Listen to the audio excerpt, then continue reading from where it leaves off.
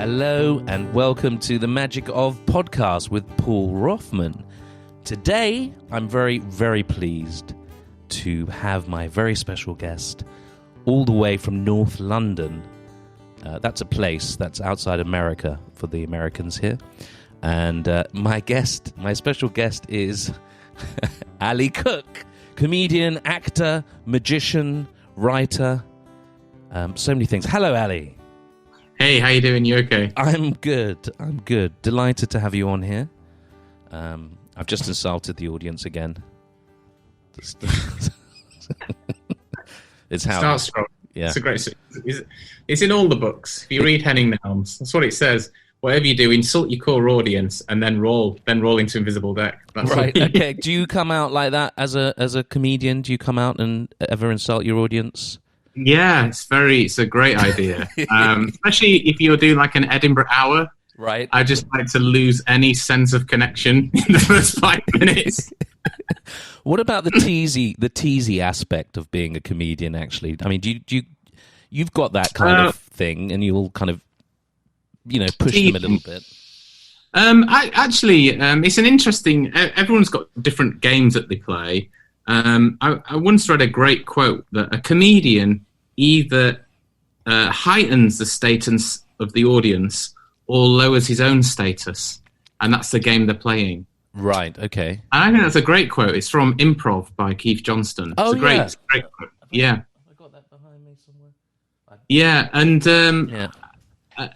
I sort of genuinely, probably from sheer trial and error, Edinburgh. You just went out of sound there. Say that again.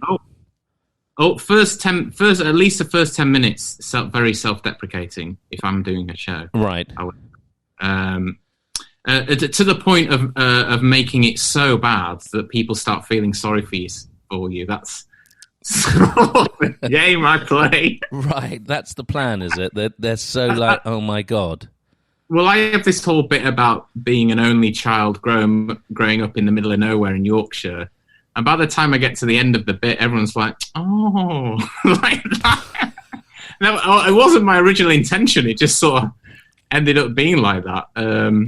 But, yeah, I mean, you've just got to be who you are. I mean, obviously, the dangerous game with teasing an audience is it's a really hard thing to do. And I've seen so many bad comedians immediately go too harsh too quick. Right. Every time. Right. Yeah.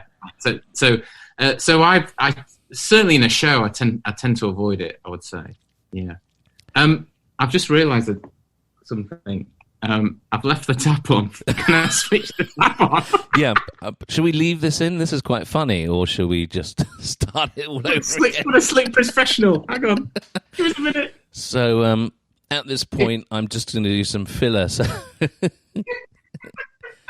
Ali is one of the... He's back in the game. He's one of the most professional people at something. Preparation is everything in a show. No, this is comedy gold, mate. It's comedy gold.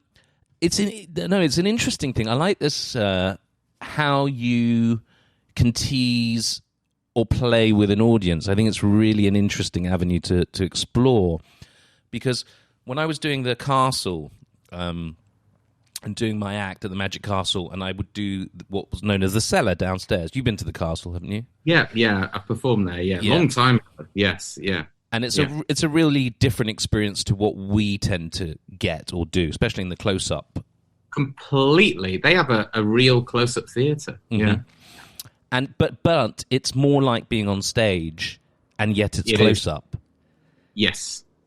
So I was listening to, you were talking about, I think it was with Brendan actually, about scripting, the difference between scripting on stage and the fact that you can pretty much be free-flowing improvisational in close-up. Yes. Although, of course, you, as a close-up magician, I think you start finding your script, and eventually it becomes a script. But just kind of coming back to this kind of playing with your audience and finding finding and you've talked about this before, about getting a good 10 minutes and doing it and just getting it out there. And one of the things that I learned with doing the close-up at the castle was you have to, or at least I did, once I was booked there, I went and just did the cellar all the time for the 3 or 4 weeks leading up to it. Yes. So that I hit the room hot rather than hit the room finding my act. Yeah, absolutely, yeah. I mean, it depends which... I think there's a real problem in magic. In magic, the trick has to be perfect. And it was a real... And so we think we have to be perfect the first time we go out. Right. And a huge lesson I learned from my friends who do stand-up is they'll spend 30 shows breaking it in, and then they go and do it properly. Mm-hmm. And I found that just a huge lesson, that it's actually okay to fail. And it's also, and that's where you find out, say if you're into teasing an audience, you'll come up with 2 or 3 lines. You'll know which line you can do on which kind of character when it's going too far, and you learn by doing it. Mm-hmm. I mean, teasing an audience to me is literally what a compere does in a comedy club. You know, where you're from, what do you do? And they're just looking for something they can find a joke in.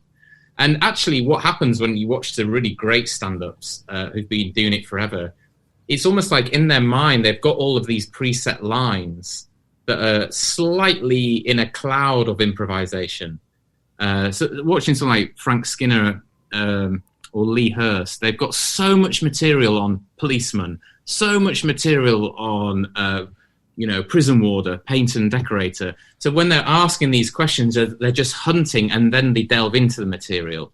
And of course, it looks like absolute magic because people really think it's all improvised. But it is to be good at that, you have to just do it and do it a lot. I find it hard. I'll be honest. I find it hard bantering with a crowd. Right. Definitely. Yeah. Well, I think that's just finding that.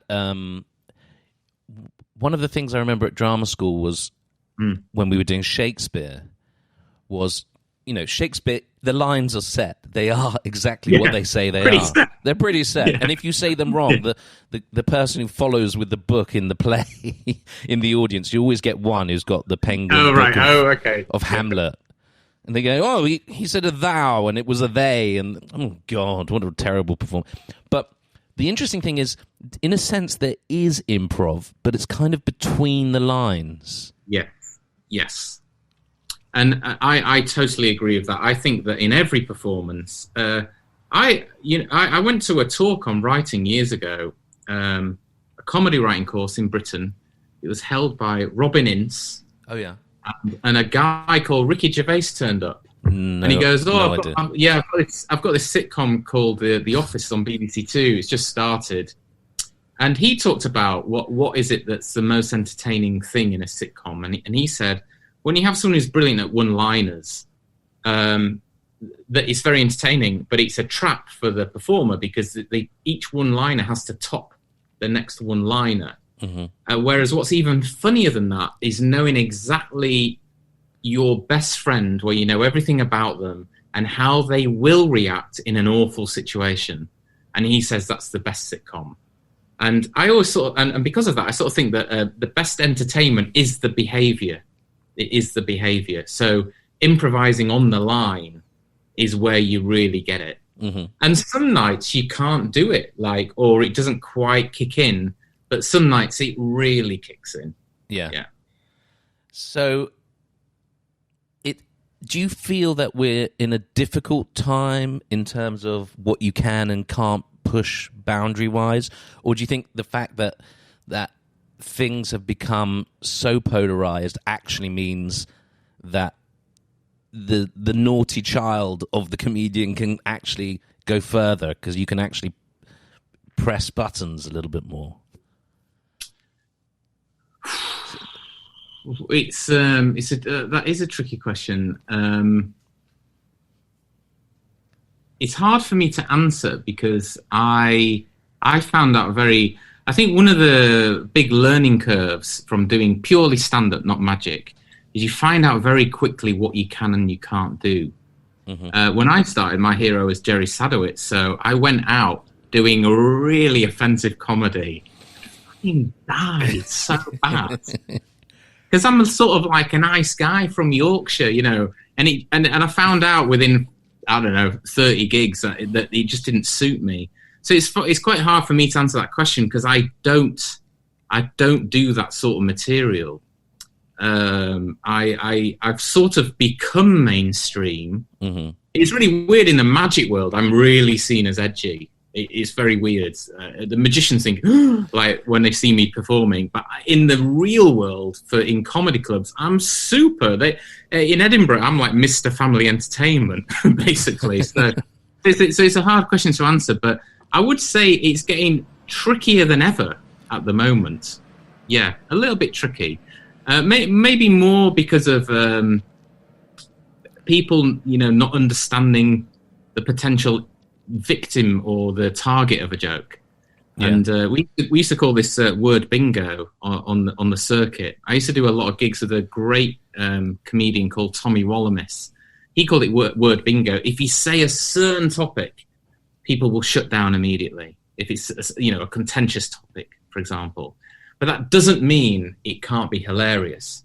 It's just that if you're going to venture into those sort of topics, holy shit, you better have good jokes. Right. In fact, I would say that's one of the reasons why such great comedians end up going into those areas, because it's like a game for them. It's like they know it's hard to be funny in this topic. That's why they're drawn to it. I think that's what happens. But I think it's a huge mistake to try and do that kind of material too early. Go on. Yeah. Well, I've probably been on the circuit maybe 10 years. I wouldn't do edgy material, really. You know. Don't you think that's about knowing yourself as well, though? That's, you know who you are. Completely, yeah. I mean, I read a brilliant interview with Seinfeld. Seinfeld is known as being super gentle and super squeaky clean. And then he said in an interview, he says the reason he does that is because he knows it's hard. He says, if I go on stage and I never talk about sex, then it's actually really hard to make people laugh. Do you see what I mean? Right. If you're deliberately not picking, you know, edgy, contentious topics, you know, if you're trying to make people laugh about cotton wool pads, that's what, you know, that's something he's famous for, these sort of mundane observations on the tiny minutiae in life, that's actually a really hard skill. So he took it in that direction. Yeah. But for me, I sort of play a slightly naive, a sort of a naive, nice guy that goes a bit mental. I suppose that's the character I play. And then if I do say something a bit wrong, the character kind of gets away with it. With the sort of naivety, it gets very complicated, you know. And you try and analyze yourself, but at the end of the day, you write stuff, and some of it works, and some of it doesn't. Well, isn't that, you know, that's something I've been wondering about, the analyzing yourself, the self-censorship as well, which I kind of think we're all feeling at the moment. Like, oh my God, maybe I shouldn't say that. Maybe I should say. If I say that, does that put me in this bracket? And does it matter, and who cares? And, you know, all these conflicting thoughts all the time are going round. And, you know, I was thinking about it because I was doing Groundlings out here, which is the comedy improv stuff. Yeah, brilliant, yeah. And but there's a definite closing down of being able to say anything, and this kind of joke is not appropriate. You can't do that kind of thing, and don't go down that avenue, and don't, you know, and you start going, yeah, I think that's not me. You know, I'm not sure that's who I am or want to be in your box of what you can and can't say, or I'm being told you can and can't say anymore. You know, it's hard finding that comedy, and as soon as you say something, you know, as soon as you lift your head up above the parapet with an opinion, well, you're going to, you know, there's always, you're always going to be closed out. I mean, especially now, you know, anyone can say anything. Everyone's opinion is completely relevant, who, you know, these people on Twitter and all of that sort of stuff. So, yeah, I mean, I'm simply not famous enough to have really experienced any of this kind of thing, really. But I think that you have to be very to do stand up. You have to be very aware what's going on culturally, and you have to be very aware of yourself. I think things have got trickier at the moment, and of course, there's a brilliant lecture by John Cleese actually a long time ago about political correctness, where it of course it's a phenomenally good idea, not to be cruel to people, but then there is a danger that it can go two way, and it's a fine balancing act, within a society. And there are definitely Sadowitz, for example, or Frankie Boyle, or Frankie Boyle, Alan Carr. Or Jimmy Carr. Jimmy Carr. They do deliberately edgy material, because there's no doubt that when you comedy is surprise, and if you can shock and surprise, you'll get huge laughs. But it's a dangerous game, and you have to know. Look at the structure of a Frankie Boyle joke. They're fucking phenomenal. And if you're a hero, someone like Frankie Boyle, then learn to write jokes as good as Frankie Boyle, and then people aren't offended. Again, I see this a lot when I first started out. People trying to do edgy material, but they just come across as offensive, and no one laughed. So it's a really tough skill, and also I do think when you also build your own audience as well. You do build your own audience. And they'll come to know you. I have to say, a lot of my friends, when I first saw them going to Edinburgh, they became more mainstream. But I think they became more mainstream just to get ahead in Edinburgh. And then when they became more known, they started becoming a little bit more edgy again. Because a lot of the time, if people are being flyed into your show and they really don't know you, that's the hardest audience, is people don't know who you are yet. Yeah. And so to get that kind of following, it takes a long time. And I also think one of the other things is people watch people like George Carlin, Richard Pryor, talking about racism, really heavy topics like the use of language, really heavy political topics. But those guys were top of their game, squeaky clean comedians for like 15 years. And then they started applying it to trickier topics, you might say. So they had the chops of being brilliant writers.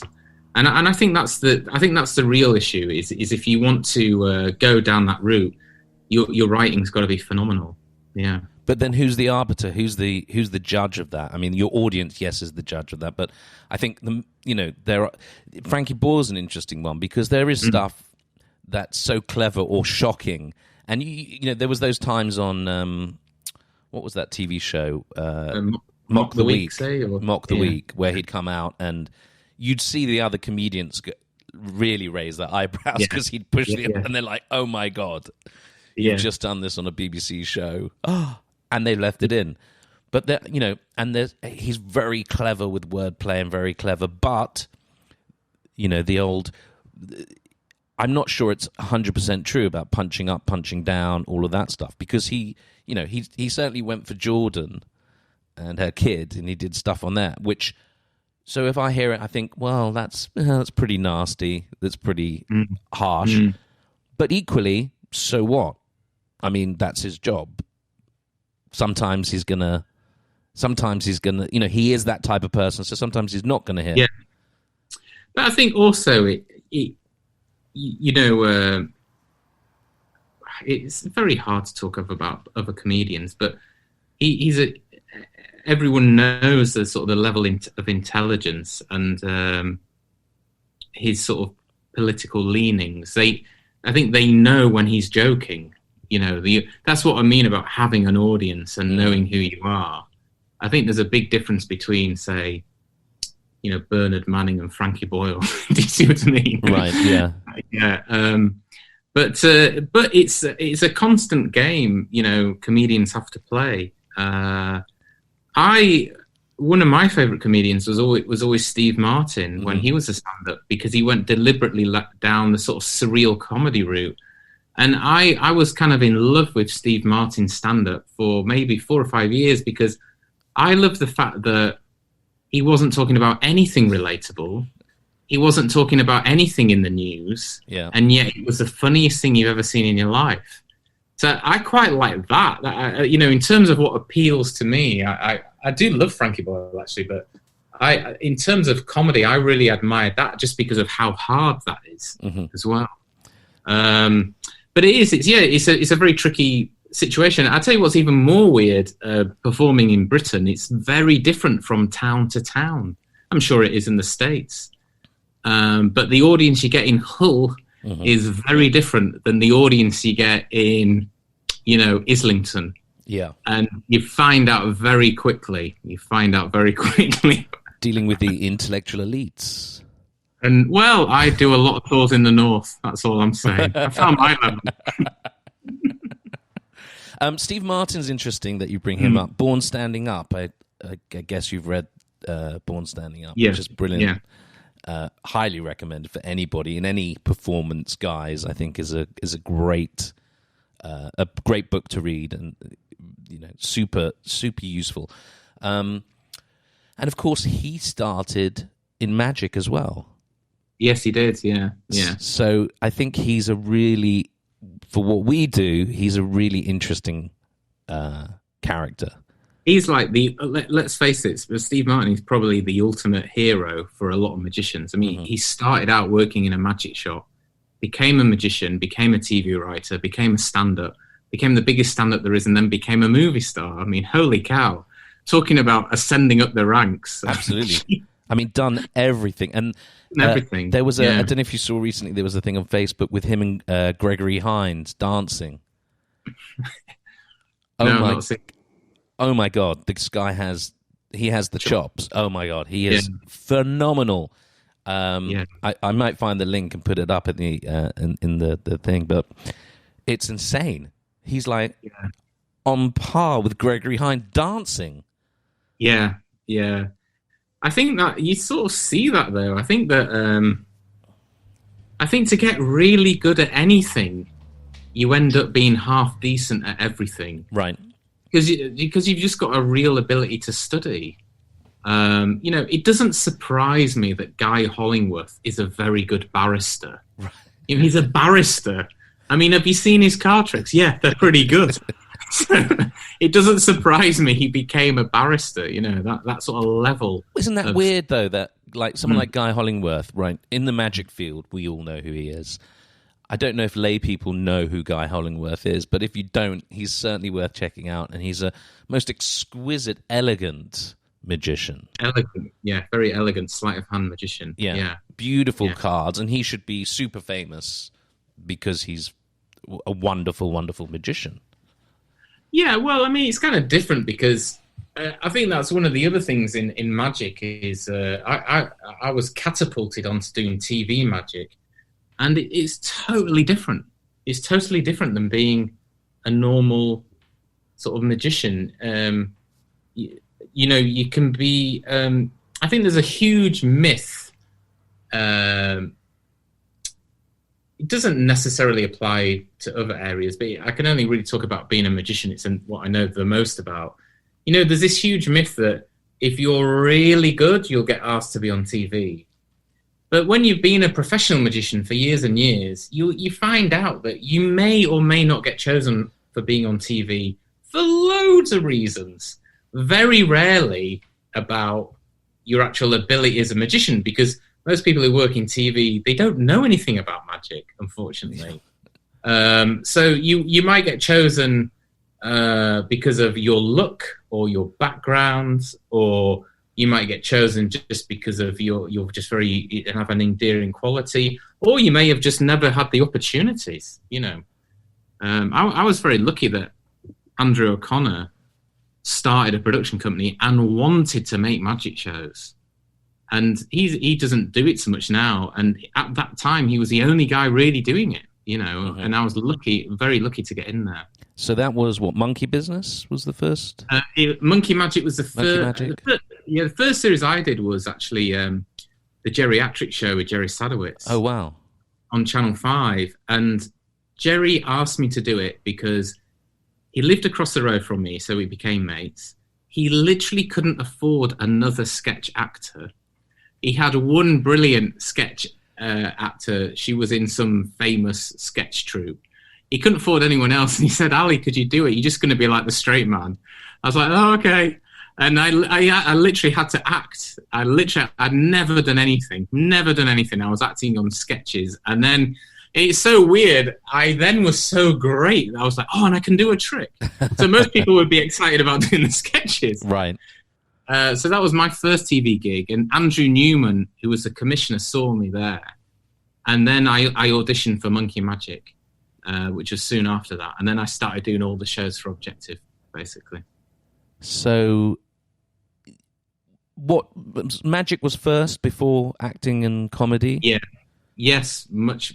Yeah, when I was a kid, I was aware of that old phrase, a good magician is really just a good actor, mm-hmm. and playing the part of a magician. And I used to do some half-hearted acting classes where I really didn't understand what I was doing at the time. I was very young, but I felt like I should do it. I did a couple of public speaking courses as well. And but I just was into magic. And it was actually, we were doing a series on Channel 4 for Objective, for Andrew. And he said to me and Pete Furman, we'd been doing street magic shows, and suddenly we were doing a studio show, what they call a shiny floor studio show. And Andrew said, look, you guys are great magicians, but you're going to have to get better as a performer, as a host. So he says, go and take acting classes and go and do stand-up. Mm-hmm. And we both did. We both did, actually. And that's really how those two other areas started for me. And it was just that by the time, Andrew used to say you should be able to talk on stage for as long as you need to without having a need to pull a trick out. And that takes ages to get that comfortable. Yeah. But it was good. It was good advice. Yeah, very good advice. Great advice. And it's, it's something that unfortunately you see a lot of magicians seriously lacking in. And it's this kind of argument that people say, well, magic it's just about the purity of magic, which is fine. But generally, you're doing a performance for people. It's about engaging people in more than the fact that the coin vanishes and reappears here, which is lovely. Yeah. But you can heighten that. Yeah, of course. And I think also one of the things where I think this can get a bit confusing for magicians is there is nowadays the training is in close-up magic. Most people end up being a close-up magician. 30 years ago, everyone really did have a cabaret act. That's what it used to be, a cabaret act and a kid show. Close-up didn't really exist. And so this idea of sort of working on a script to go around your trick was all thrown out of the window.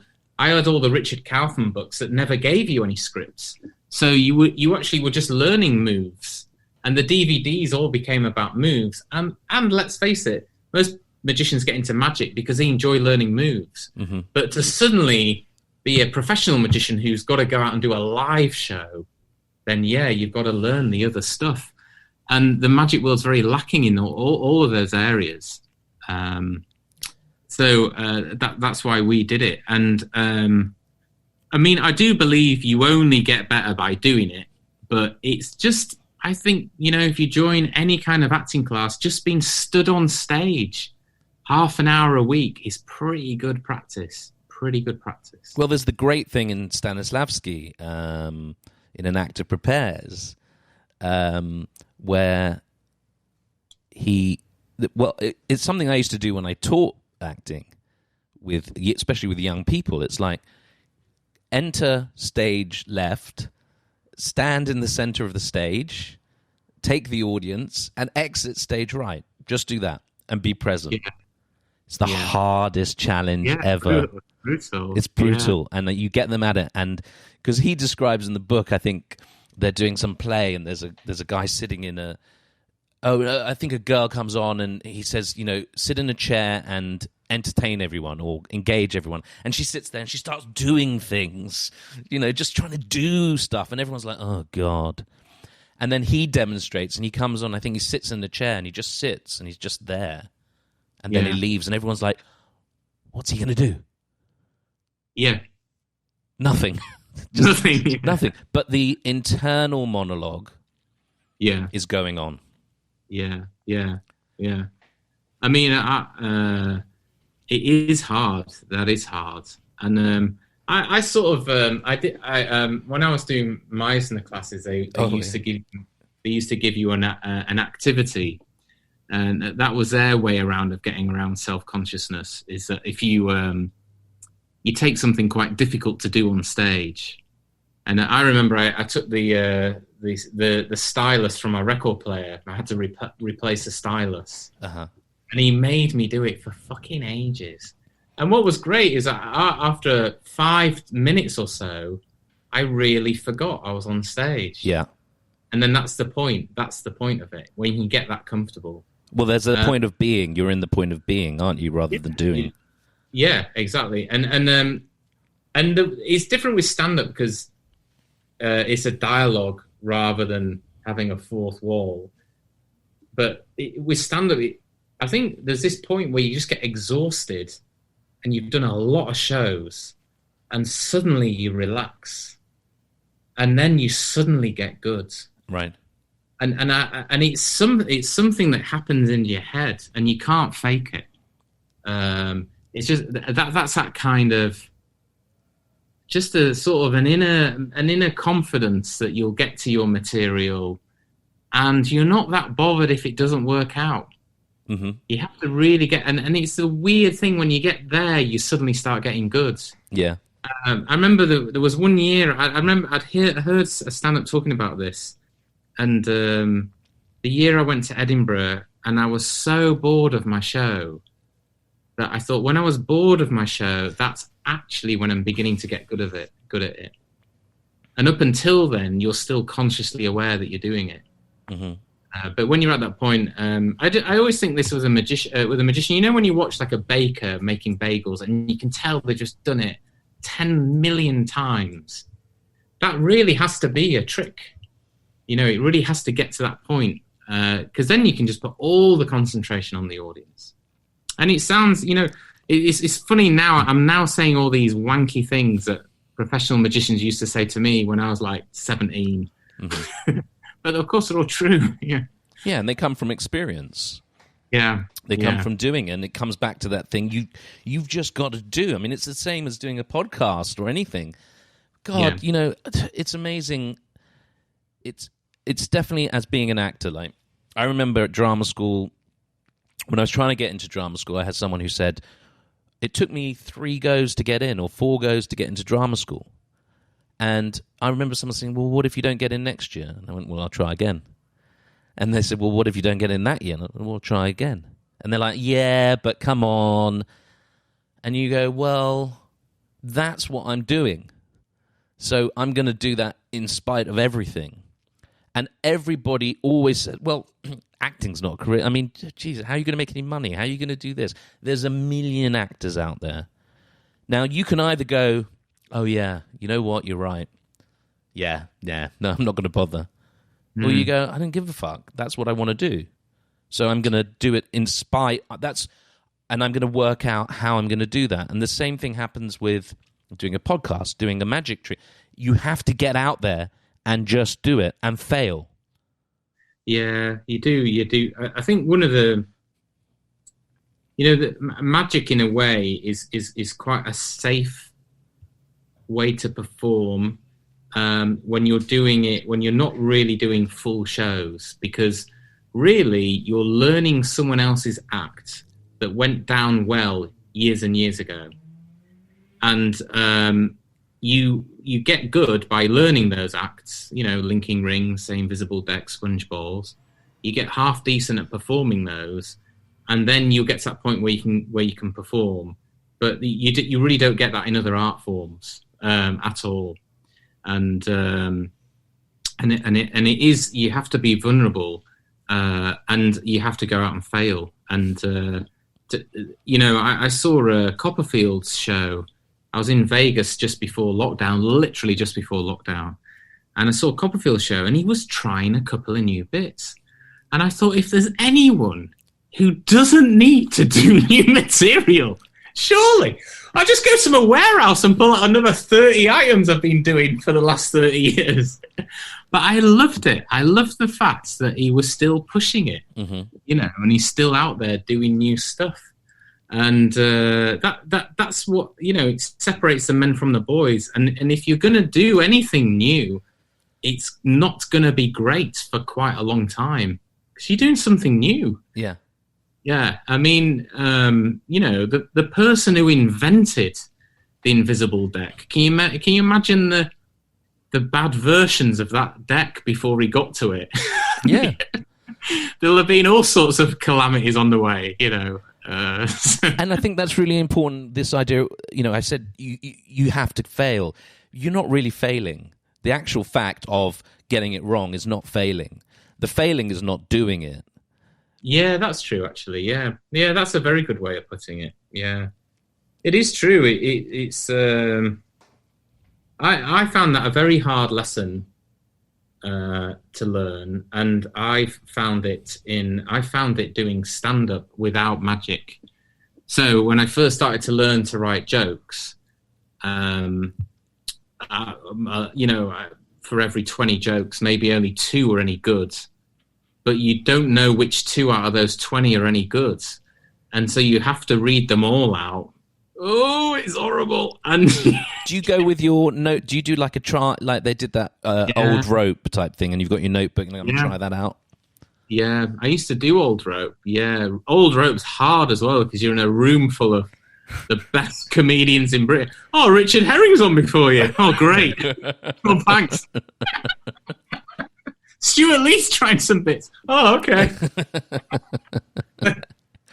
So that's pretty terrifying. So what that is, to explain, is you've got your notebook of jokes that you've worked out, written out, and you're just trying them out for the first time. You've got the work. I think the worst thing about doing pure comedy is that you have to write your own jokes and then you have to try them out. And even if they're good, you won't perform them well for at least 3 or 4 times. That's even worse. And then the other thing about doing stand-up is, even with your actors known that you've done forever and always works, it doesn't work for every audience as well. And learning that level of failure, that's why people say, oh, stand-up's so scary. It sort of isn't when you've been doing it a while, but at the same time, it was such a good lesson for me that that I'm actually going to commit to something and it might not work. And if it doesn't work, it actually doesn't matter. It actually doesn't matter because you're out again tomorrow night and you try it again and eventually it does work. It reminds me of my old dance teacher at drama school. And I was a terrible dancer, but most of it was all up here. Like, as long as it's up here and you're committed, you can get away with a few dodgy steps. Which is actually interesting. It's about that commitment thing. But he also used to say, there are more important things. Just think of the trees. They're more important than you. And actually, he was right, because that 2 seconds, that 5 seconds on stage where it's everything just goes wrong, or you feel that sense it's not working, and that 5 seconds feels like 3 days, and your whole life is worthless. Well, I mean, this is a real thing about growing up as a performer. I remember doing. Have you ever seen Steve Bedwell's "In Over Your Head"? Where it's a cut and restored rope, but you put a little extra piece in your ear. Penn Jillette does it from Penn and Teller. It's kind of it's a comedy thing. It's a sucker cut and restored rope. It's a comedy cut and restored rope routine. And I remember doing it. I'd been doing stand-up for maybe about 9 months or whatever. And it was the worst comedy club in the hottest room ever. And I felt like it was awful. And I came off stage and I went home and I felt like shit for 3 days. And then when I went back there a month later, I didn't think they would have me back. He went, "Oh, Ali, you went down really well last time." And what I didn't realise is it was just an awful comedy club. It was just awful. So I'd actually done quite well in an awful room, basically. And that can happen as well. And you do have to just go out, do your thing. And some nights it works, sometimes it doesn't work. It's a really hard balancing act, because the people who are really thick-skinned never get any better. Right. Because they're not aware enough to get better. And the ones who are painfully self-aware but too hypercritical, they also give up, because they just beat themselves down too much. So it's an odd game you have to play with yourself, so to speak. Yeah. But I won't press the button. Maybe I will. I don't know which one it is. There we go. Put one of those on. Now he's wishing, why did I bother?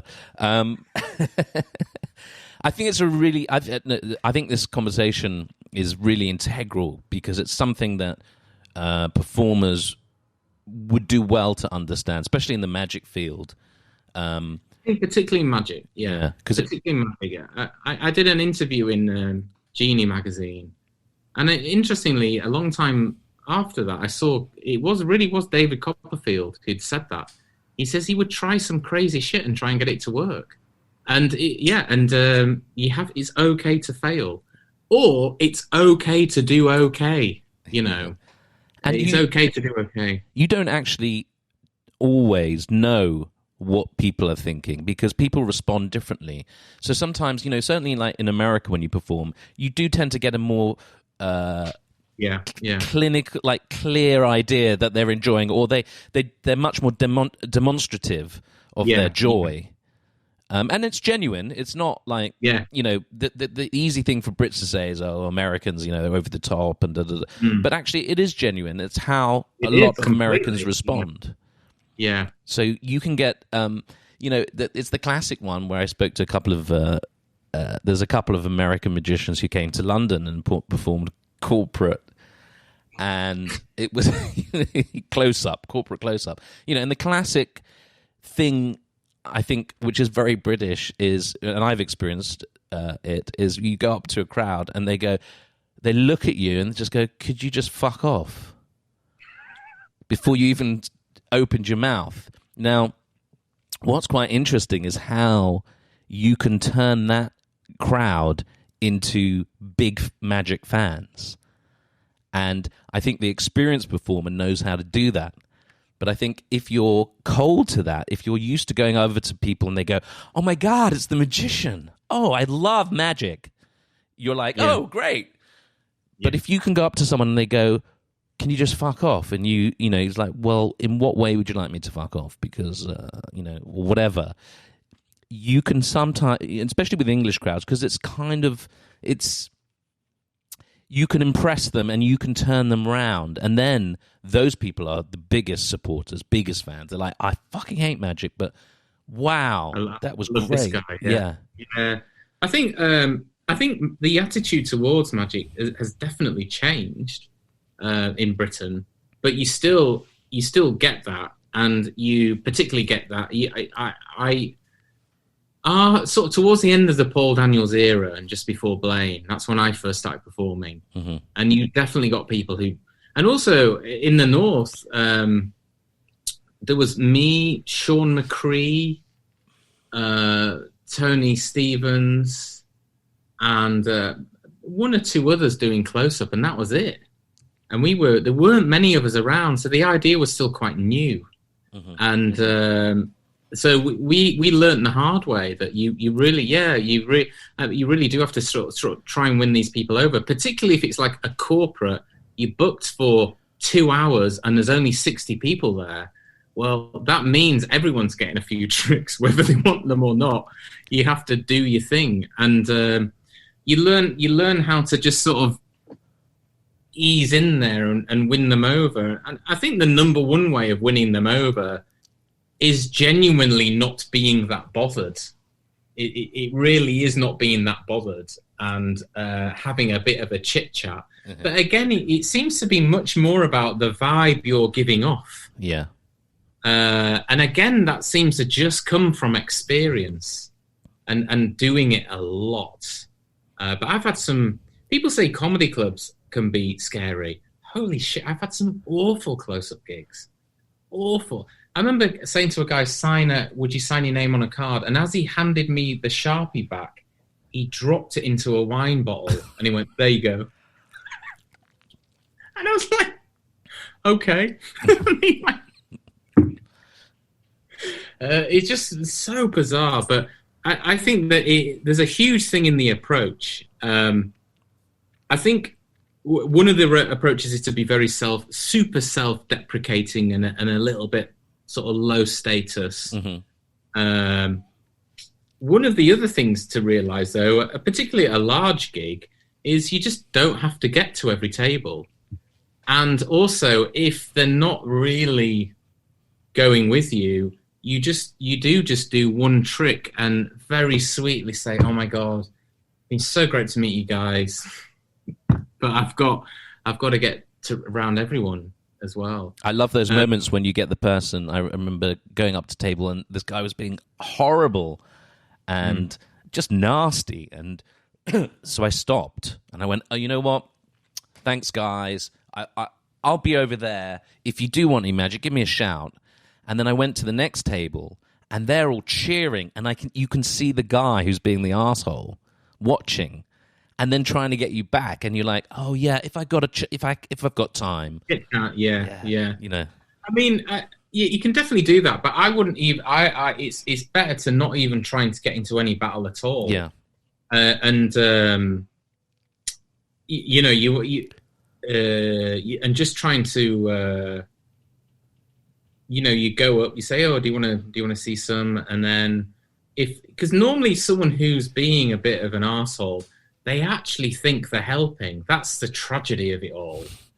It's like the same in comedy clubs, and the heckler who thinks they think they're helping and they're thinking it's hilarious and they think they're joining in, and weirdly, I don't know whether it's something their parents said to them as kids or something, they sort of think they're helping out.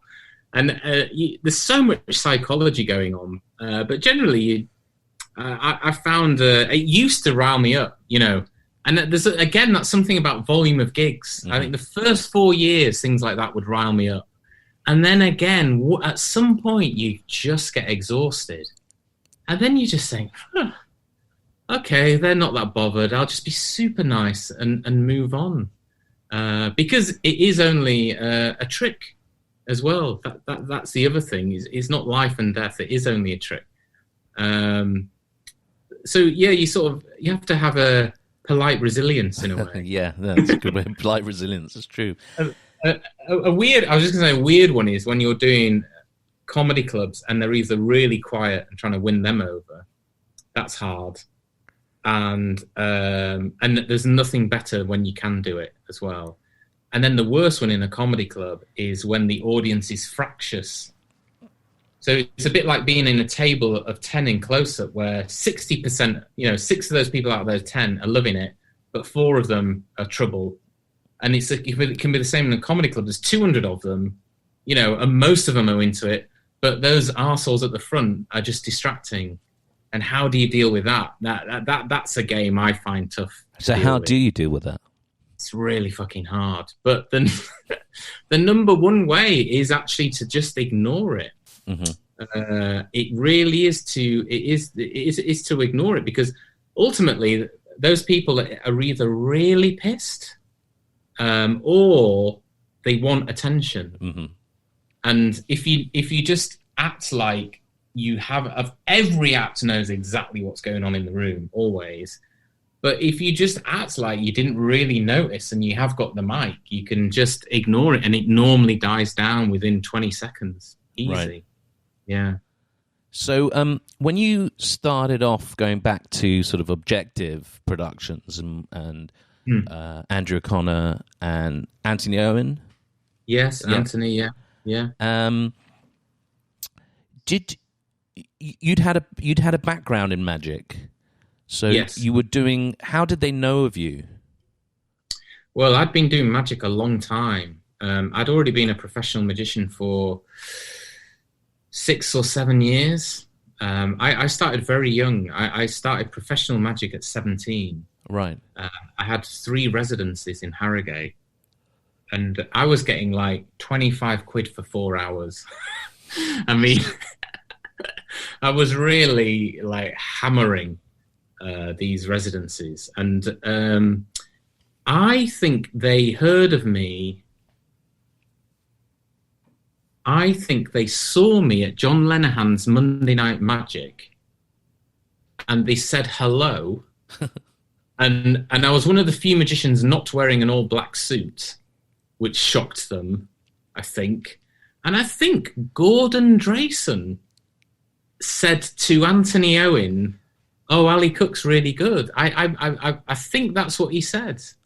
But I'd also been doing the competitions as well, so I was a move monkey. I entered all the close-up magic competitions as well. Were you in the Magic Circle? No, because I wasn't a member. I lived in Yorkshire, so I'd won the Northern Magic Circle competition.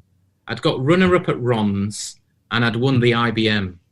So I was I was known in the magic world. I was known. But not known by that many people, I guess. But I think it was Gordon who really... Oh, wow. I think that's what happened. But it also just shows you how utterly random these things are. It's crazy how you might end up getting picked to do something. We all think it's very linear. Oh, I sent them a publicity and they booked me. It never works like that. No. Never. But it's also about, it's not that you create your own luck, because sometimes you can pile away at things and nothing happens, but it's kind of the energy breeds energy.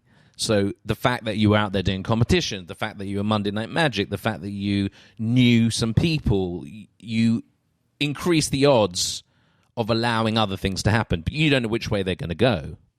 Yeah, I think that is actually I think that's the actual truth behind it. I think you need to have people talk about positive thinking, things like that. I actually think positive thinking does work, mm-hmm. because you just have to keep going. Mm-hmm. That's all you can do. And the more you keep going, the more things you do, the more someone will randomly notice you for a thing they're doing. Yeah. As odd as that sounds.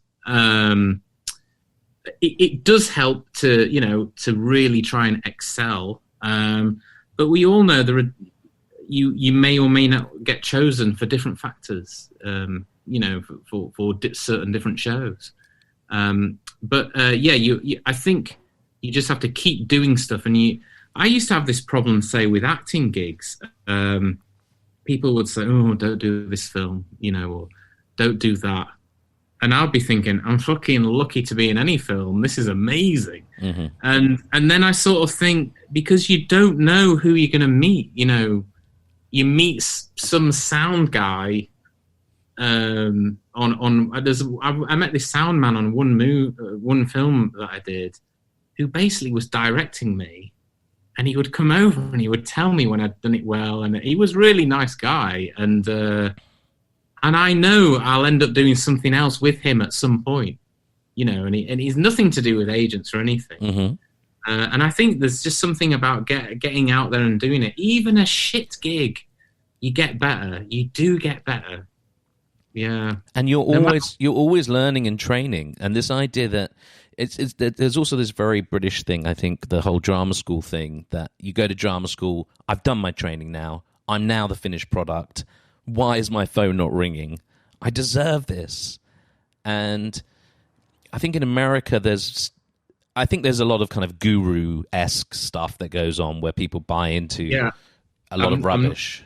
Right, yeah. But I equally think there's some phenomenal teachers. And not only that, but it's like doing Groundlings here. You're working with other people. You don't know who they are. Yeah. You don't know what ideas they're coming up with. I find it stunning, some of the people I've met on the comedy circuit who are household names now. It blows my mind. All sorts of comedians, or they've gone on to be, actors or writers. Anyone on the comedy circuit is determined, no doubt about it, because it's not easy. And I think that's true. I remember coming back from Edinburgh 2011 thinking, is it really worth it? I don't know. I mean, show went well, but I remember doing a thing. I was a guest on Nina Conti's show. She does ventriloquism. And then about 2 years later, she rang me up and asked her to be in a TV show of hers. And that's literally how it works. These kind of indirect connections that you seem to make with people. Yeah. Yeah, you just don't know where it comes from. Quite often, no. You really don't know. Yeah.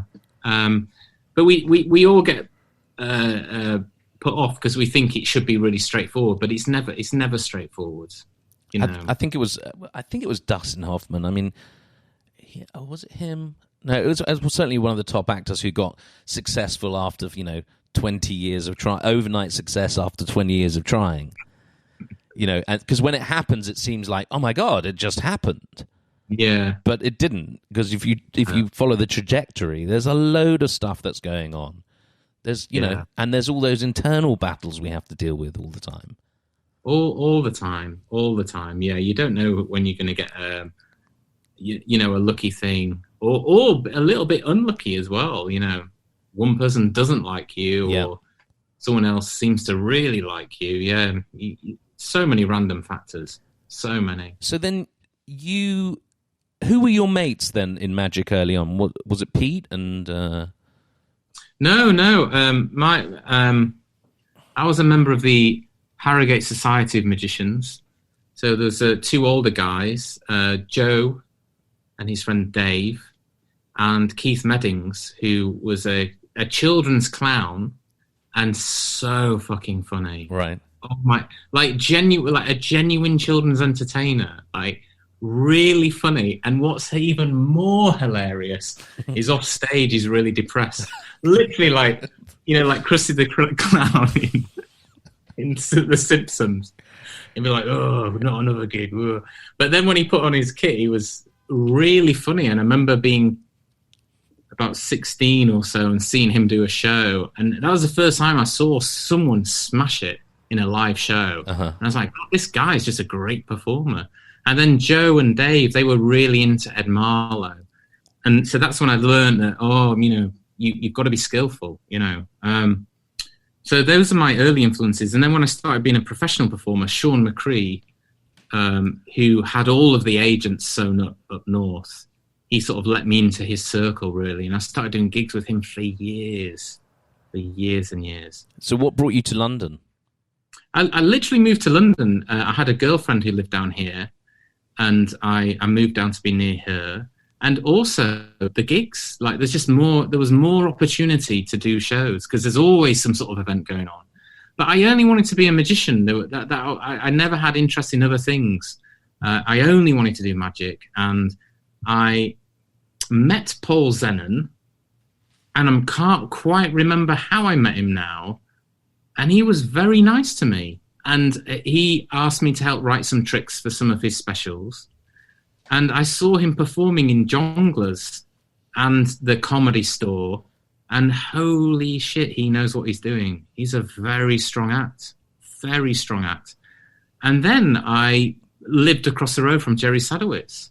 So these were the sort of two biggest comedy magicians. And I got to know them both. They weren't fans of each other. Yeah, and then Jerry taught me a lot. Jerry used to lend me videos from Saturday Night Live, and he would say, "Watch how Steve Martin performs this." Right. And you don't realise that you're learning from these guys, really. So those were like some of my main magic friends. And then Pete auditioned for Monkey Magic, and then we became friends. That was it. I remember. I think first time I remember you must have been when I joined the Magic Circle. And I think you sent me a message on YouTube or something because you were acting or asking me something, and I was trying to act, and I remember that very clearly. And I get the impression from you that then the acting bug took you even further and really you're a very conscientious actor. You definitely, that's something I sense that you're passionate about. Yeah, it's really weird. There used to be a TV show called The Pink Windmill on Kids TV. I don't know, with Emu, Rod Hull and Emu. Yeah. There's And somebody at the door. And it was full of drama kids, like singing and dancing. And I thought, is this what drama school does to people? At a certain age, for sure. And I thought, come on, I really never want to go to drama school. I'll wear all black and I'll just be smoking and looking off into the distance all the time. And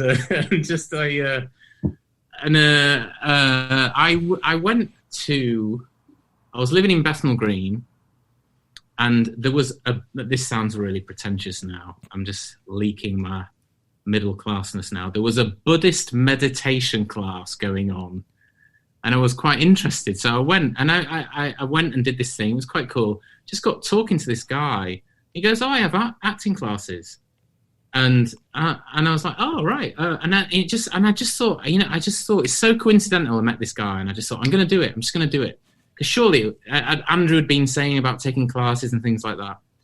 I just thought, yeah, I'm just going to do it. And this guy was a guy called Paul Gregory, who lives in LA now, who was a very good British theatre actor, and he taught me.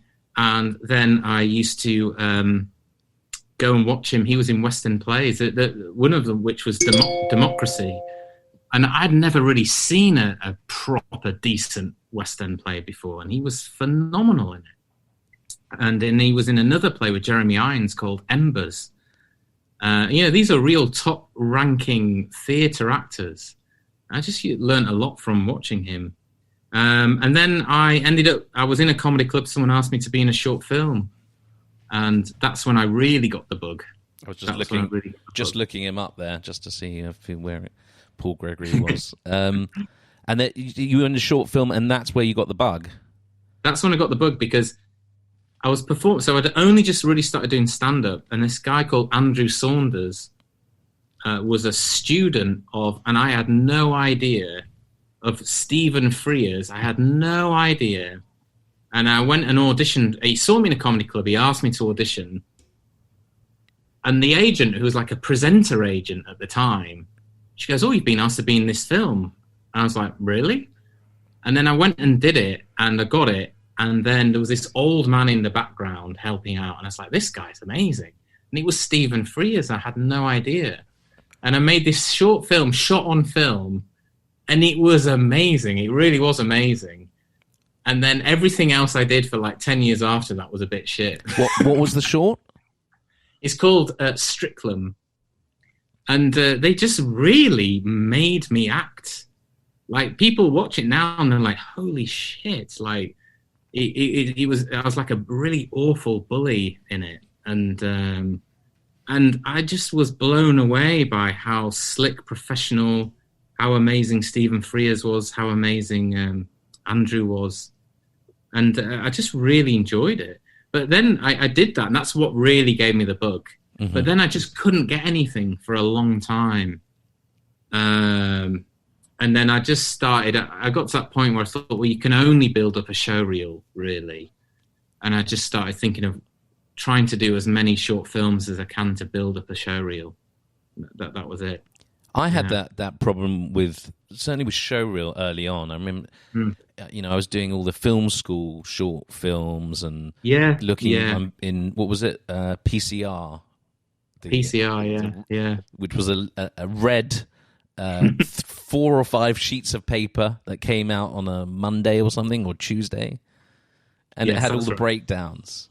Yes. And of course, nobody ever got back to you unless, most of the time it was like, oh, God, I have to do all these. You had to send out letters with resumes and headshots. Oh, my God. That was awful. I did all the PCRs. And I did those short films. I remember doing a short film where if you actually get one of those short films, which is almost impossible, then you get there and they're so disorganized. And I remember doing one, they'd hired a double-decker bus to do our scene. which must have cost them thousands, and yet they hadn't hired a sound man. I knew you were going to say that. I knew you were going to say the sound guy. Yeah. The number one problem in a short film is always sound. Yeah. Or the number. If anyone watching here is going to make a short film, spend as much money as you can on the sound man. It's everything. Mm-hmm. That's the one thing everyone always forgets every time. Yeah, there's so much you can do with image now, and it's the same on it's the same with anything online. If you're watching something on YouTube and the audio is shit, it doesn't matter how good the visual is. You're just like, I can't listen to this anymore. It immediately feels cheap. Yeah. Immediately, the way a short film, the short film that I just did recently, the woman who did like the publicity for it, the number one problem is sound. No one thinks about the sound. And she says the minute the sound doesn't sound good enough, then festivals don't take it because it looks a bit studenty. Mm-hmm. Yeah. So the number one thing you've got to solve. You've been, you've been in a few things. What was the movie where you're the soldier? The soldier film. That was the one where I really got a proper stab at it. Yeah. That's a film called Kajaki. Or Kilo 2 Bravo in America. Okay. So I shot it in 2014, and it came out sort of 2015. And we shot it in Jordan, and it was meant to be Afghanistan. And it was an ensemble piece based on a true story about troops on tour in Afghanistan getting caught in a Russian landmine zone. And slowly but surely, they all get blown to bits. And amazingly, sort of has the dramatic structure of a horror film. But the monster is the landmines, and you can't escape. Right.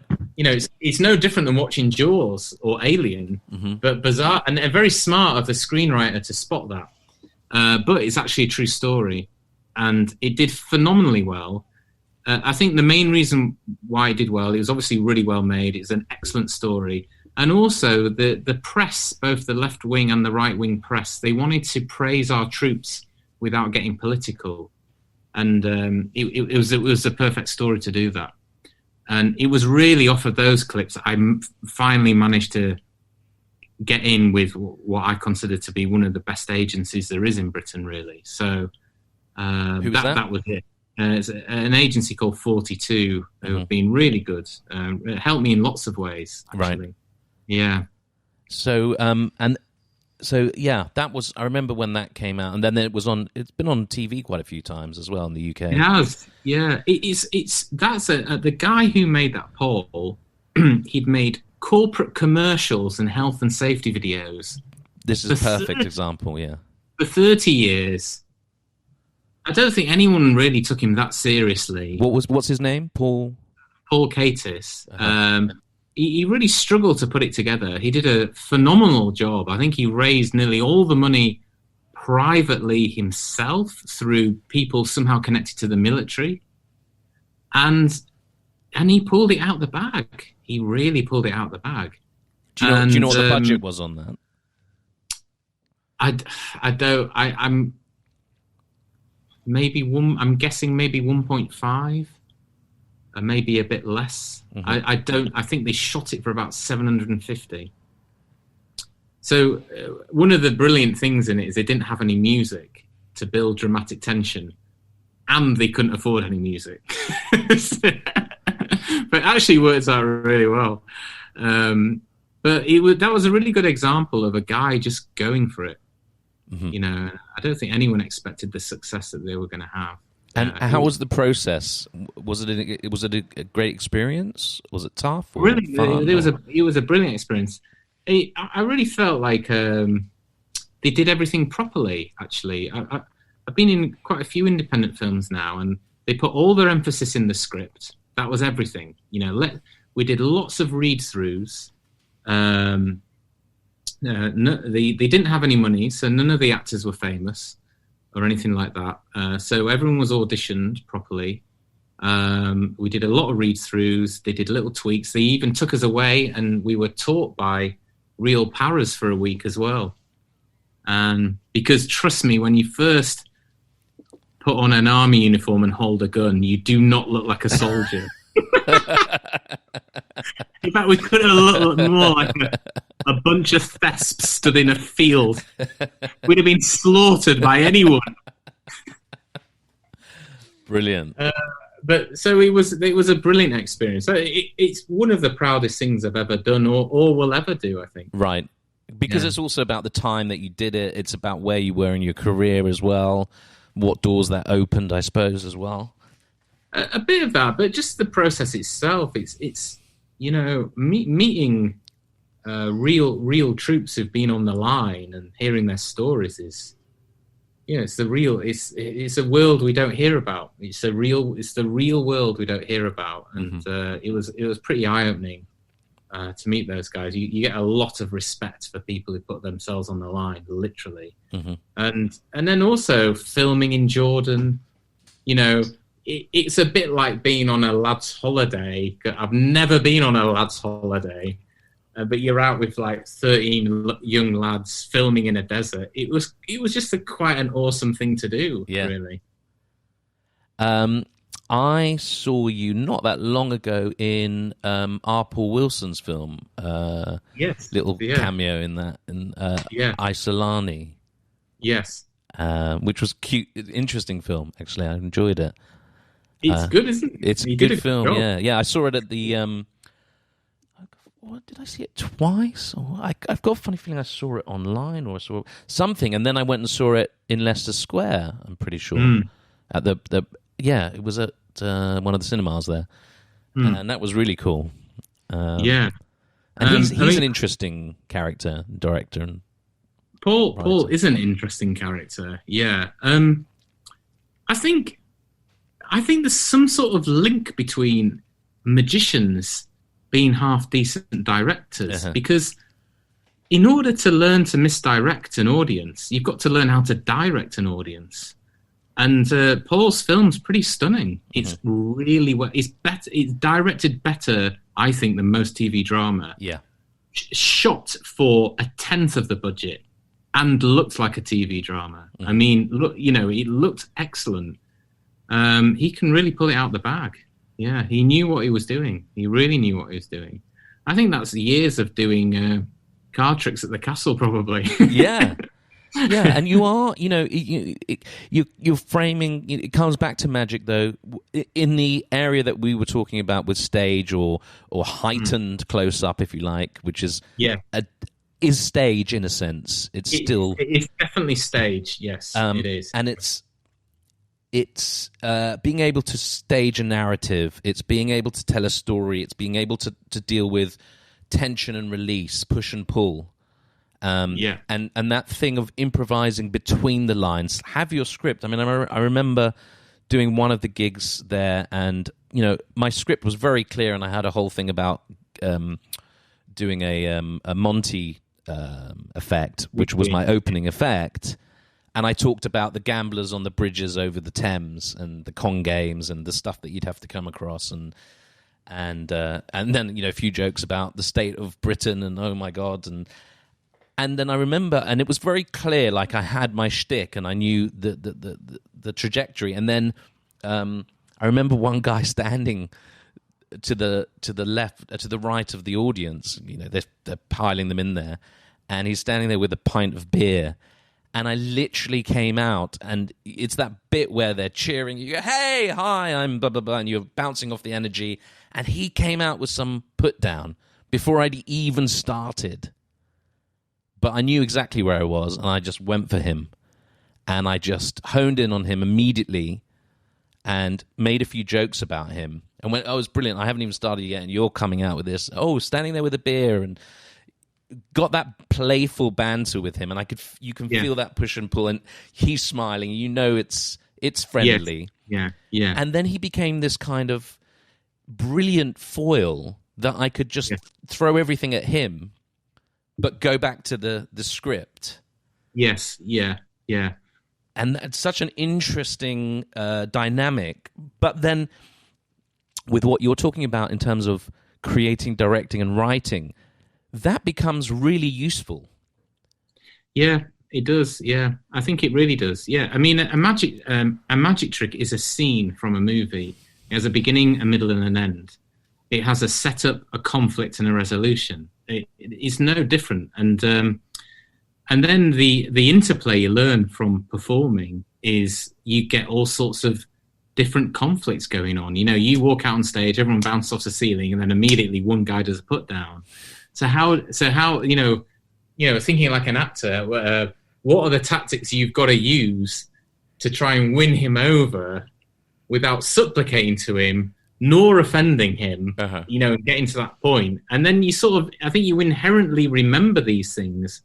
So when you go to write a scene and then and then in a scene you can sort of get the dialogue hopefully better and better and better from years of actually being in these sort of situations, I think. So, definitely. I mean, and your writing is something that you're very into. You're doing a lot of. You've been doing it for quite a while and developing your own material. I find it really hard. Like the conclusion I came to was actually the girl who works for me. So I have a girl who works with me, who helps with all my paperwork and all that stuff. It's called Kirsty. And she doesn't work for me anymore. She worked for me for a good few years. Her dad is a famous film director, amazingly. Gavin Miller, an amazing British film director. But she said to me, for the amount of work you put into an Edinburgh show, I'm pretty sure you could make a film. Right, yeah. That's what she said. Yeah.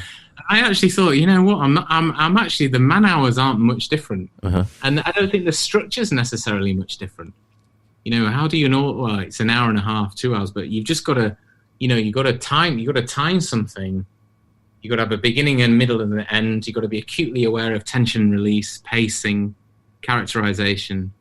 Some of the things I realized from, say, doing a long show as a magician is you should cast the people you get on stage.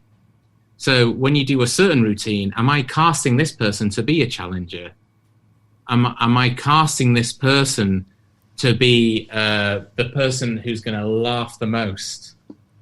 And if you have those sort of intentions when you get someone on stage, you really begin to get different levels of control with who you're getting up on stage, definitely. Right, that's really interesting. Casting your audience. Casting the audience, yeah. Definitely. That's a great chapter. I literally, when I go on tour, I literally have 5 types. So when I do the routine with the goldfish, I'm looking for a young, bubbly girl in her 20s. Absolutely. I've done it on every other type of person. Always works best on some sort of bubbly girl in 20s. Conversely, when I do like a card sword routine, I look for a boy between 10 and 13 every time. I've done it on every single other type of person and nailed it down to that group. If I do psychokinetic touches, I always use a middle-aged woman who looks warm and friendly every time. Yeah. And these things seem ridiculous, but I've completely sort of cast it. Mm-hmm. Yeah. So, definitely. How many things? What have you been writing? I mean, what have you written? I watched one of your short films recently, which was the Date. Right. Yeah. So The Date that's a good example of just going for it. So there's a friend of mine called Ed Rigg who is a young director, but at the time he was a runner for a lovely producer I know called Sam Taylor, and he said, Ali, let's make a short film. I said, have you got a script? He went, yeah. He didn't have anything. And it was a Virgin Shorts competition where I think you got 2 minutes to make a film. So we just did Magician on a Date. And he knew an actress called Georgia Maguire, who I think is quite famous now, I think. I keep seeing her on TV and stuff. And he knew her because I think she was going out with a cameraman. I'm not sure. And we just had this, it was a silent short film, Magician Goes on a Date. But we really thought of that on the night. Mm-hmm. And it actually came out all right. I think when you're going to do stuff like that, you need a great editor. It works really well. It's really, it's funny how I've watched 10-minute short films that feel like 3 hours. Yeah. And then you can watch short films that feel like you've watched a whole movie. I think a premise has its own natural life. Like if you come up with any, the skill of a great comedian is their ability to push a premise. So like if you watch Chris Rock, he's so good at getting the most jokes out of the same sort of area or premise. That's a real skill. But I also think that a premise for a story or a short film or a movie or a magic trick, it has a natural sell-by date. You can underdo it and you can overdo it, definitely. And I find I'm a very efficient writer. I tend to underdo it. I'm acutely aware of an audience getting bored, basically. So I tend to underdo things. So have you written feature length? I have, yeah. I've written a folk horror in the vein of films like Hereditary or Midsummer or The Witch. And pleased to say we've just got a casting director on it. But it's still very early days. And I mean, I was writing that 3 years ago. I mean, holy cow, it takes a bit of doing. Yeah. I made The Cunning Man, which is a short film I made last year with a friend of mine, Zoe Dobson, who's a very well-known TV director of documentaries. And she entered a competition with me because the theme was magic. And it did really well. We've won 21 awards with it, which is amazing. But that was a real last minute, let's just have a punt at it. It's it's gorgeous. I mean, I've been looking for it, but obviously it's in festivals, so it's not online. But I've seen the trailer and clips from it, and it's gorgeous. It looks gorgeous. The lighting, the Well, what we won, it was a competition put on by Arri, who supply all the cameras to the film industry, and the prize you win is they give you their latest camera. So that's one of the reasons it looks good. But also we had a brilliant DOP, a guy called Dave Miller, who's actually a friend of Zoe's. Right. And like a lot of cameramen, he does his day job, is a lot of telly. So give him a chance to do a short film, he really goes to town. And my God, he was fantastic. Yeah, that was a real luck of the draw thing to get him, to be honest, and to get Zoe. Zoe's one of Zoe's skills is she often gets hired to edit TV shows that aren't working. So she really edited it. She edited it in a way I wasn't expecting, and really improved it actually. Yeah. That looks really. When did you shoot that? That was just last March. Last March. Okay. Because I've been watching the trajectory of that, and that's been picking up awards left, right, and centre. Yeah. It's a. Hopefully that becomes a great calling card. I mean, is that? I'm hoping. Yeah, I'm really hoping. The idea was the film has got the same structure really as the Cups and Balls. Really. Wow. Okay. So the structure of the Cups and Balls is, I've got a ball. It keeps disappearing, reappearing under the cup. Disappears, reappearing under the cup. You're kind of thinking, what's going on here? What's going on? And then bang, there's a lemon under the cup. And so I wanted to come up with a short film which has a similar bang of an ending that you're properly misdirected on. So the structure, I took the structure of the Cups and Balls and applied it to a short film. I can't tell you it because I want you to see it. Yeah, exactly. No, exactly. I don't want to know the denouement. And I think that's really super interesting. I think that really plays into this idea that I've said before in the podcast, and I've had this discussion many times. What's the best advice for magicians kind of learning magic, or not necessarily learning magic or performing? It's really don't do magic. Go and watch movies. Go into art galleries, go to museums, go and watch singers, go and watch comedians. Get that information in.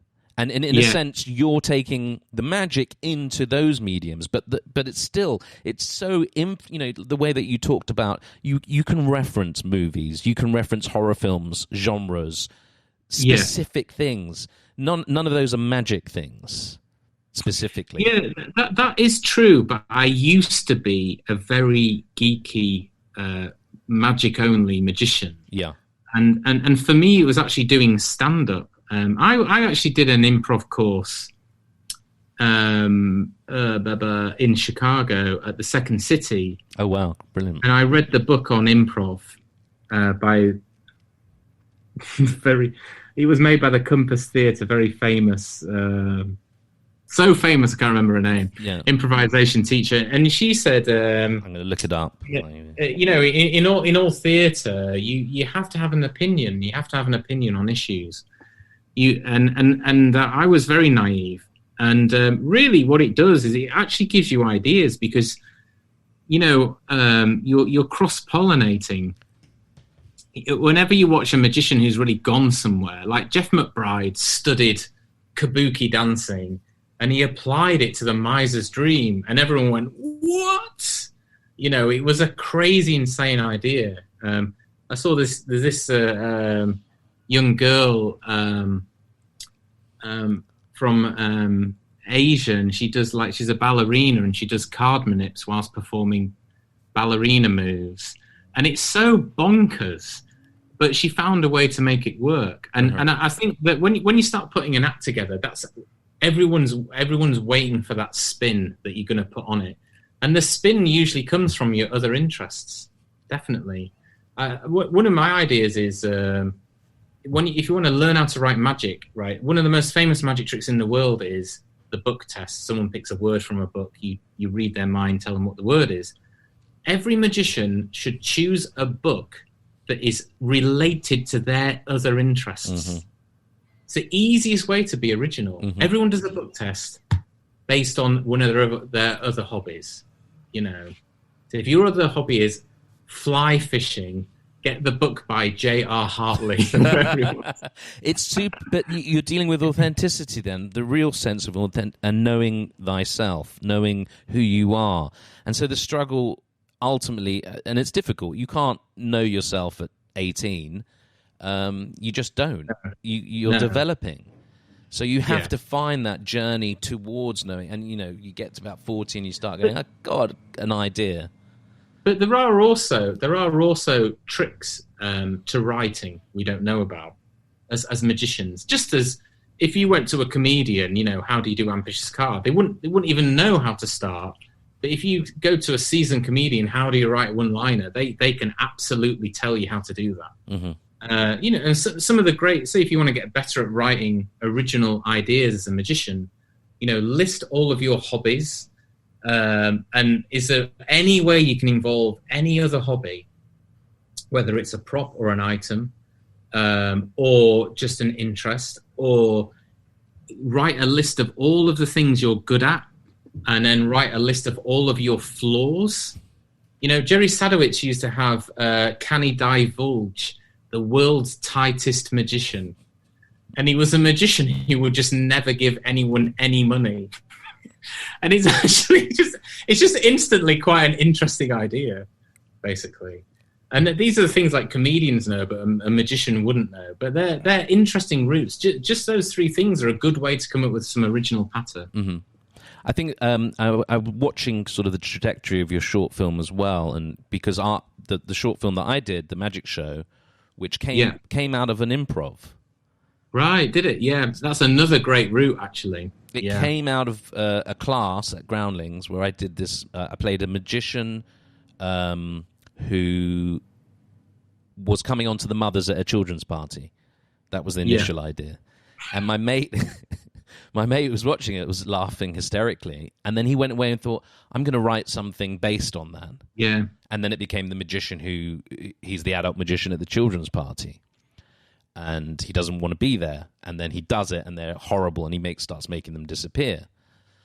Yeah. And so that film, have you seen? I don't know if you've seen it, but that film. Seen it yet, no. Okay, that came out of literally an improv. Improv, like that thing, and that's that thing about doing all these other things and letting them inform. And there was part of me that I don't really want to play a magician in my acting career and be stuck being the magician, but it doesn't actually matter now. And Yeah. bringing that into the sense of the difficulty, because you talked about that at the beginning, the difficulty or the thing that you should be is able to do lots of things. As we talked about Steve Martin, he was stand-up, writer, comedian, actor. And I've definitely found in the UK this sense that, well, what are you? Are you an actor or are you a magician? Well, I'm both. What's the last thing you did? And, it's, can you walk and chew gum at the same time? Yeah, I can. I can do lots of things.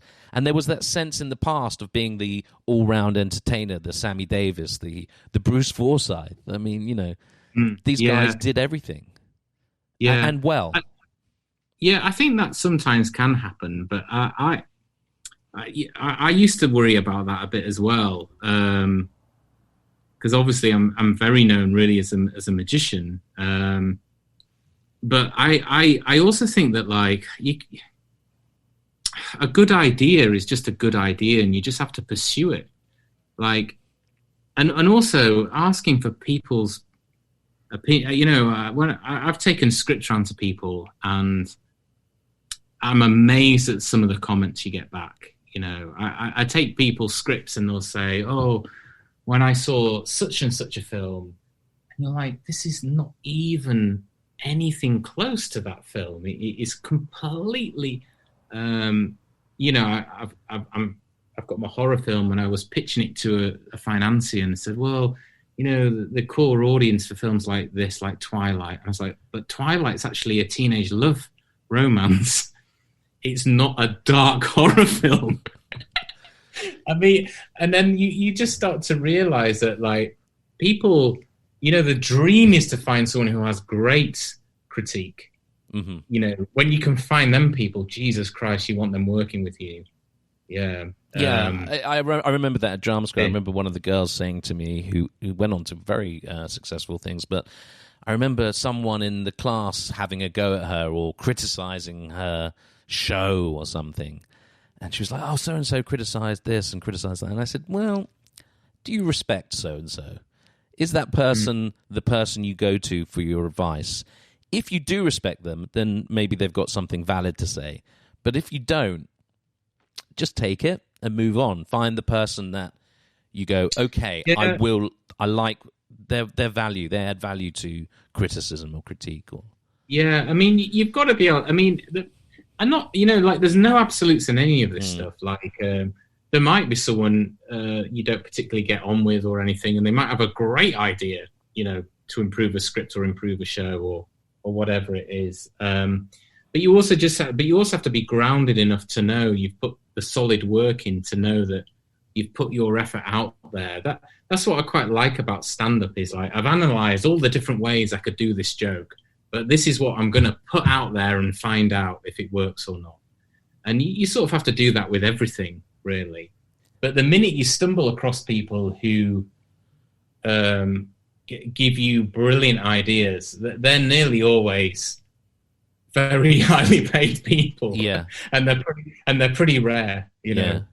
Yeah. The minute on my horror script, I hired a writer called Eric Garcia, and I'd written it as best as I could, and I thought, well, now's that I've done as much as I could on this, and now I'm going to try and get one of the big boys to help me. And the minute I met him, I was like, super sweet man, but my God, he just goes bang, bang, bang, bang, bang, and he took everything that's already there, and you just can tell he's been doing it for 30 years. Right, script doctor.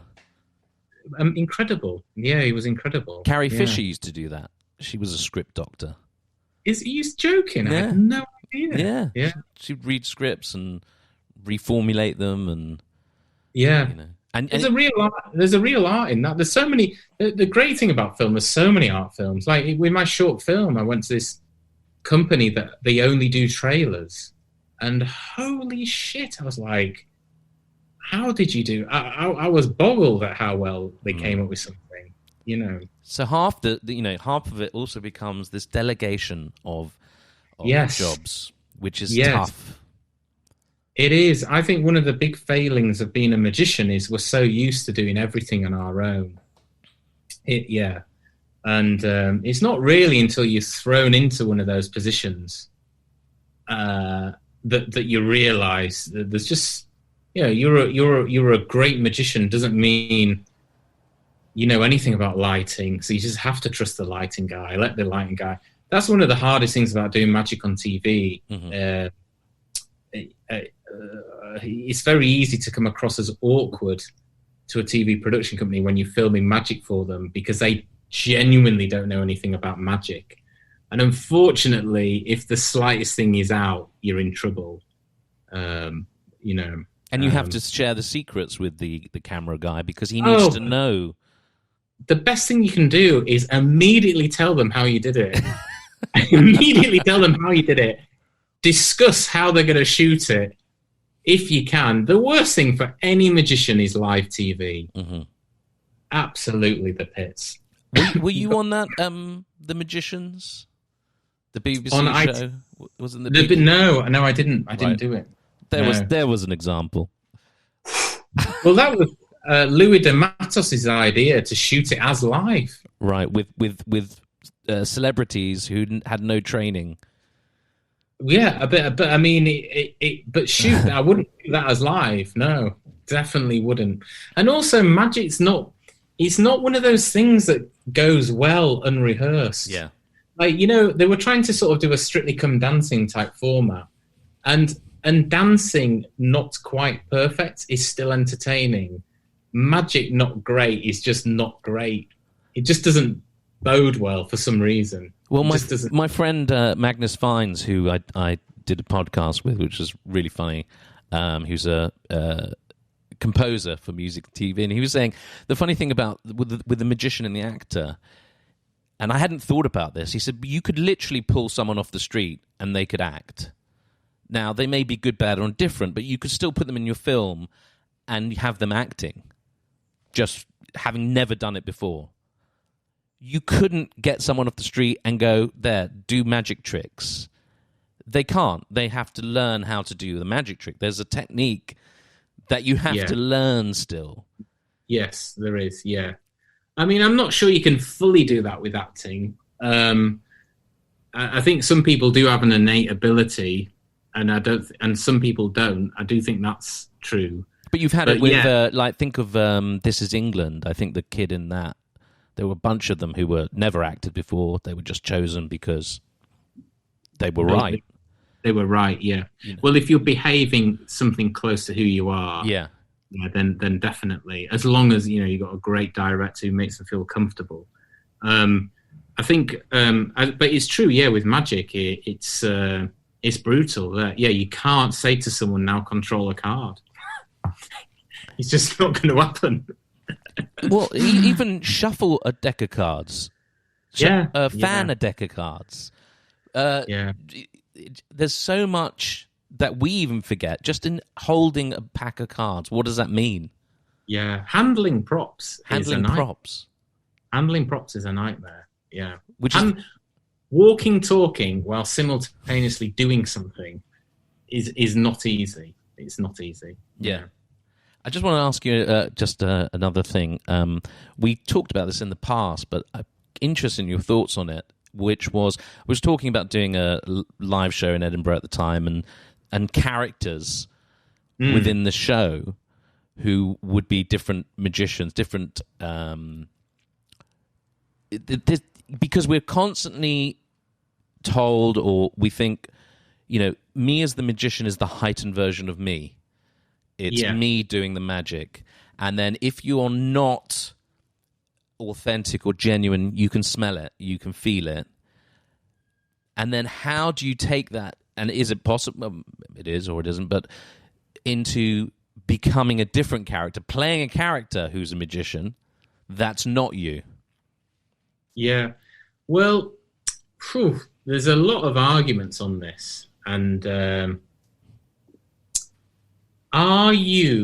here's a question. Because, two friends of mine, Morgan and Wes, they do Victorian kids magic show where they're playing a character. So what they do, they set up a set, just like a play, and they invite the audience into this world of two Victorian time-traveling magicians. So the whole setup is really a play, but simultaneously they break the fourth wall because they get people to help them. Mm-hmm. But it's set up like a play. So you know that everything they're doing is not real. Whereas people like Blaine and Darren really are playing themselves and kind of questioning whether it is real. So I think that's, from a magician point of view, what game do you want to set up? So if you play a character, you're immediately saying, I'm inviting you into a fantasy world. Or if you're playing yourself, you're still going at the audience with, well, could this be magic? Potentially. Right. Because you've not set up an imaginary world. You are just being you. That's one of the arguments I've heard on that. But it gets more subtle than that, because you could play, you could dress up in a proper costume, like Richard Turner used to do when he dressed up as a riverboat gambler. Mm-hmm. And then that very much is like you're invited into this old world. Or you could do what a lot of stand-ups do, where they put on an exaggerated character, but they are just dressed in jeans and a t-shirt. But they're still playing a character, right? If that makes sense. Yeah. So, like, John Richardson's a very good English stand-up, brilliant stand-up. But one of his things is he's super anal, and I'm sure that that's something he actually is. But he's heightened it to the point that it sort of becomes a character as well. So then you could play a character while sort of coming across as yourself. Are you with me? Yeah. There's a few, yeah. I mean, you're asking, these are heavy questions. These are the sort of things I lie at night and think about. Good. That is the point of this, because this is interesting. We've been talking for a while, and you may have to go shortly. I don't know. We can carry on drilling down, but I like this. What happens is you start drilling down, especially in the creative side, because you see so many interviews that are, where'd you come from? When did you start this? Who, what are you selling?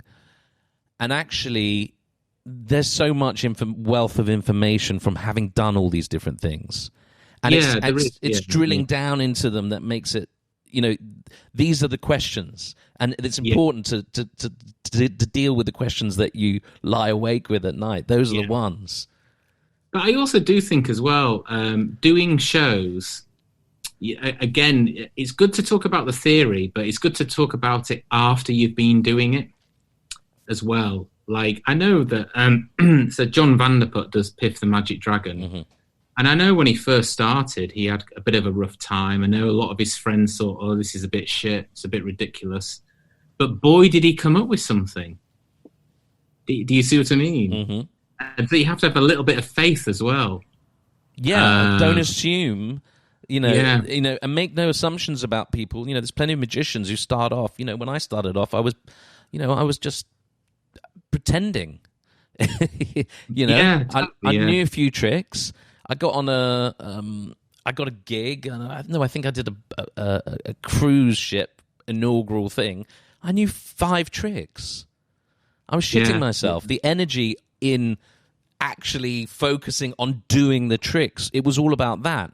And of course, when you become more accustomed, you're not thinking about the doing of the tricks. You're thinking about performance in its broader sense. Yeah. No, I mean, one of the big worries in magic is everyone, they do overanalyze, and it, whereas it needs to be calculated trial and error. Mm-hmm. A guy who taught me about writing stand-up, he says, you're trying to write jokes like a rifle, like someone shooting with a rifle. It has to be bang on precise, and bang, you hit the bullseye. And he says, stand-up's not like that. He says, stand-up's like a shotgun. You've got a general direction and you go for it. Yeah. And you fire a whole blunderbuss out there, and then over time you craft it. And it's real magician training to sort of be perfect first time.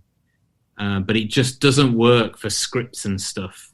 And there's the danger of, you do the 5 tricks, and then 30 years later you're still doing that same script with those same 5 tricks. And, you're just like, oh, God. This is the clown who's not funny anymore. Yeah, I mean, we're all in danger of doing that. Of course. Because you get comfortable. You get comfortable with the stuff you're good at as well. I think there's also the danger in magic of when you first get into it of just buying every trick and every routine. People are. I think one of the things I'm good at in magic is coin magic, and one of the reasons is I got David Roth's book, and that's the only magic book I got, because when I got it there wasn't the internet, and it was the only real magic book I had for about a year. And so, like, I learned it all, and I really think, like, if you had one DVD, but you actually smashed it, and if you learn 80% of that DVD, you would already be one of the best magicians. But what happens is, I've got stacks of them upstairs. That's DVD, just so much shit, and you do have to focus down. And then I think you have to focus down, hold on to it for 3 or 4 years, then chuck it out, start again. Yeah, it's a bit of both. Yeah. So where are you now? What's next? What's next? It is the horror film. That's film. What's next? Mm-hmm. That's what that's the focus now, particularly when in the lockdown period. That's going to be it, I think. Mm-hmm. So what are you looking for? Funding or everything? Everything. Well, listen, we don't know who hears this. I think David Lynch wouldn't be bad if he's around. David Lynch. Okay, so you wrote it. Are you in it, or do you want to direct it, or what are you just selling it? What's your? So fundamentally, it's a script, and you just want to make it the best you can be. So the most likely scenario, I would direct it at the best budget we could get hold of. However, if an opportunity came along and someone really liked it at a much higher level, then you have that discussion then, if that happens. That's the way it is with a script. You want to best serve the script, really. And what about you as an actor? Are you in it? Potentially. It depends. As I say, you want to sort of best serve the script, if someone, a very high-flying actor, wanted to be in it, in the role I think I'm absolutely suitable for, then you have to cross that bridge then, don't you? Yeah, it's different. When you're, you have different hats. When you got the hat on as a writer, it might be a little bit different than when you got your hat on as an actor, say. But is this your Rocky or your Good Will Hunting? Where they said no, I'm in it. I'd like to be in it. Definitely like to be in it. Okay. Yeah. But the role I think I'd be good for is not the lead, though. Yeah, I think the person playing that lead needs to be a bit more psychologically damaged than me. Well, it's early days. Yeah, I mean, see how I get on with all these producers. Wow, that's really interesting. And so that's written. And is there another project that you're mulling over, or you just focus on this now? I'm writing another comedy series at the moment, which I find not easy. I find plotting very difficult. I find that very difficult. But I feel as though I'm quite good at scenes and I'm quite good at dialogue. Mm-hmm. But I find plotting the killer. Yeah, and when you put together a treatment, as they call it, for a concept, you have to write 6 episode outlines. Mm-hmm. So that takes a bit of doing. So I've been doing that. There's also a point where you got to do it and then let it go as well, and just find out, do people like it? But I've been doing that the last couple of months as well. But I think maybe one of the things I do is all of these things are not easy, but sometimes one of the ways around it is to rotate it. If you're getting a bit frustrated with magic, try writing something. Right. Get really frustrated with writing, try and make a short film. It's quite good to mix it up a little bit. Mm-hmm. Yeah. Well, listen, we've been going for a while, and it's been a while. It's been a while, and it's been fantastic. I think we've really, really kind of, what I wanted to do, and because I've seen you lecture a lot of times as well, and I was trying to look up the Magic Circle one that you did on short films, but I couldn't find it. But that there was one, great one about how to write comedy, and you're one of these people who thinks about it, kind of questions yourself about it, and also wants to share it. Yeah, I try to. Yeah, I think I'm not a huge believer in talent. I'm a huge believer in just grafting. Mm-hmm. I remember I met the owner of Avalon, one of the big comedy agents, Rob Asler, when I was making Monkey Magic. And I said, what makes a great comedian? He says, a brilliant work ethic. And it blew my mind, because I was really waiting for, well, some people have got it or they haven't. And then he told me how Frank Skinner would hire a room in their office and literally would go and write comedy like a day job. Mm-hmm. And I'm like, yeah, that's why he's good. Right. Yeah. Yeah. Yeah. Well, that's the brutal, harsh reality. Yeah. Yeah. No, I think that's a perfect point to end on. Graft, work hard, and you get better at it by doing. Put yourself off the diving board. You have to. Otherwise, most people are in the bandstands watching the football team, claiming to be experts, but there's only 12 players on the pitch. That's the only thing that matters. That's the only thing that matters. There's 12 players on the pitch? I don't even follow football. What is it called? There's 11 on each side, and the referee. 11 players on the pitch. 11 in each team. In each team. So we'll do the football podcast. Maybe cut out that analogy. No, but it was meant in the right way. We understand. There are only so many players on the pitch. Yeah, and man, you're a player. Yeah. Well, Ali, that's been brilliant. It's been good to chat. Great to chat. Really,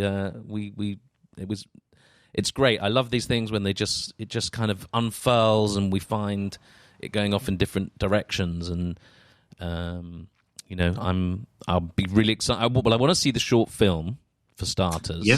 Yeah. So is that going to be available online, or can anyone see it? It will be. Yes. It's short films tend to do the circuit for about 2 years. Right. So it's near its run now. It's nearly, there's a few festivals left, but we've been all around the world with it, which is cool. So I think it's getting to that point now where we'll put it online. Yeah. Perfect. Certainly, probably by the end of the year. Yeah. Remind us of the name of that. It's called The Cunning Man. The Cunning Man. There's some nice previews on. You can see trailers on that, and the feature, has that got a working title?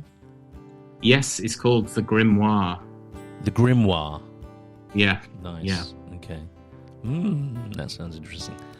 So, it's based on Discovery of Witchcraft. Okay, there we go. So it's everything I write about is related to magic. Magic. There's that. There's that energy from it. I think that's great. So, Ali, thank you so much. It's been a pleasure. Lovely to see you. Lovely to see you. Cheers. Thank you very much. All right, we'll end it there. Cheers. Cheers.